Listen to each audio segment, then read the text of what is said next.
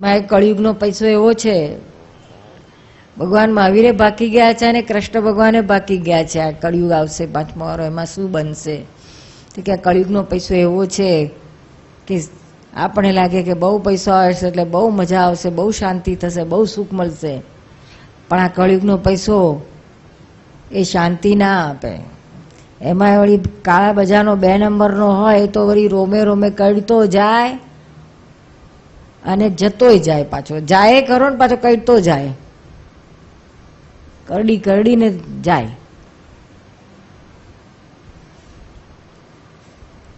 આવે ત્યારે એને ખાલી અહંકારને જ માને છે કે બહુ હું બહુ કમાયો, બહુ કમાયો.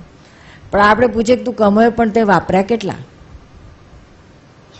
તો કે ના, હું મારી પાસે તો વાપરવાનો પણ ટાઈમ જ ના હોય. લ્યો, વાપરવાનો ટાઈમ જ ના હોય. શું